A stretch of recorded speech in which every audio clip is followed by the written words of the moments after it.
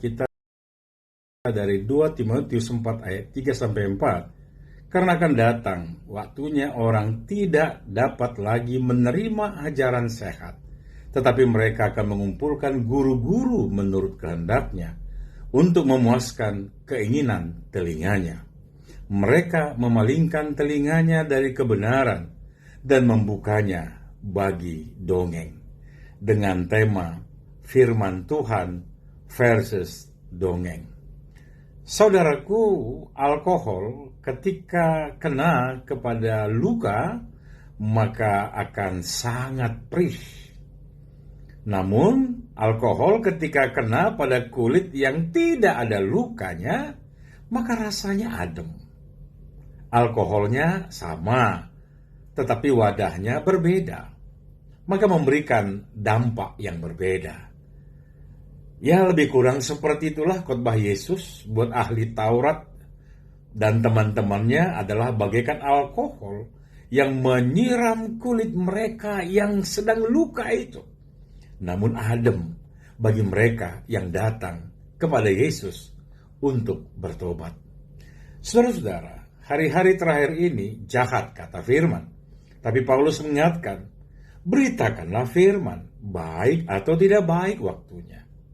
Paulus mengingatkan Timotius bahwa jemaat yang dilayani Timotius dan juga jemaat saat ini kecenderungannya tidak mau ajaran yang sehat, yaitu khotbah yang menegur dosa ataupun khotbah yang menuntut bukti iman sebagai orang Kristen.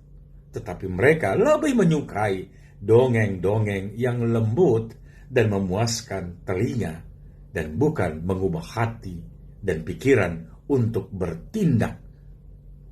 Saudaraku, mereka memalingkan diri dari firman, atau seperti ilustrasi alkohol tadi. Mereka menyadari bahwa hal itu pasti menyakitkan bagi dirinya, firman itu, kebenaran itu. Karena mereka menyadari dirinya sedang sakit, bak luka yang menganga, tetapi tidak mau sembuh. Malahan mereka menyukainya dengan mengumpulkan guru-guru yang memuaskan kehendaknya, yang membiarkannya dengan luka yang menganga, penuh dengan bakteri dan kuman. Oleh sebab itu, Paulus menguatkan Timotius menghadapi keadaan medan pelayanan dengan pesan dalam 2 Timotius 4 ayat 5. Tetapi kuasailah dirimu dalam segala hal. Sabarlah menderita. Lakukanlah pekerjaan pemberita Injil dan tunaikanlah tugas pelayananmu. Saudaraku, ada apa dengan kebenaran dan ada apa dengan dongeng? Mengapa Paulus sedemikian kontras dan membenturkannya seakan-akan seperti ending film India zaman dulu? 1 lawan 1, bukan 1 lawan banyak seperti perhelatan yang lalu-lalu, saudaraku. Ada ungkapan berkata, kebenaran itu menyakitkan. Benarkah kebenaran itu menyakitkan? Ya, sungguh benar, yaitu bagi orang yang tidak hidup dalam kebenaran atau yang tidak mau menjadi pelaku firman. Kebenaran atau firman seperti garam. Coba deh, garam ditempel ke luka yang menganga. Saya jamin, jikalau saudara punya tato gambarnya macan, langsung berubah jadi gambar cacing, saudaraku. Kebenaran atau firman juga bagaikan fungsi terang. Ketika kita selesai menonton di bioskop dari keadaan yang gelap dan kemudian tiba-tiba lampu sedemikian terang dinyalakan, pasti siluman. Kondisi ini disebut dengan ambang. Terang menyilaukan bagi kegelapan, menyilaukan bagi dosa-dosa. Saudara-saudara, firman Tuhan, kebenaran diperdengarkan kepada orang yang hidup sebagai manusia lama, manusia yang mengaku berdosa, tetapi masih tetap nyaman dengan dosa. Maka firman itu sangat menyengat, perih, membuat gerah, dan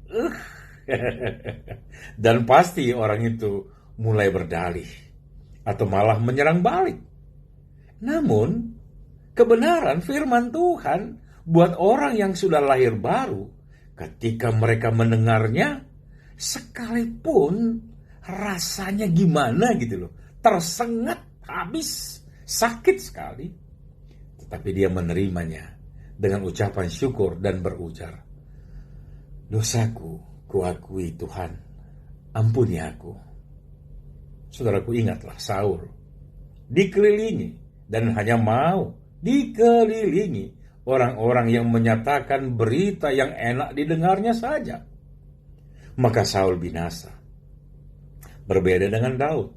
Dia dikelilingi orang-orang yang juga siap dan berani menyatakan menegur dosanya.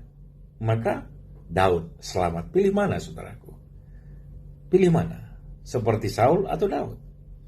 Kebenaran atau firman Tuhan, lebih tepatnya lagi, renungan, khotbah-khotbah haruslah berfungsi tepat, yaitu mematahkan hati yang keras dan juga sekaligus mengobati hati yang patah. Jika tidak demikian, khotbah itu tidak berguna, hanyalah dongeng. Dongeng yang hanya menyenangkan apa? Telinga iman kanak-kanak saja. Catat itu. Saudaraku, mau firman atau dongeng? Ingat, khotbah yang benar harus mematahkan hati yang keras dan juga menyembuhkan hati yang patah. Maka firman hari ini, jangan palingkan telingamu dari kebenaran dan malah memberinya pada dongeng. Amin. Tuhan Yesus memberkati. Saya Pastor Esra Simorangkir. Salam kemuliaan.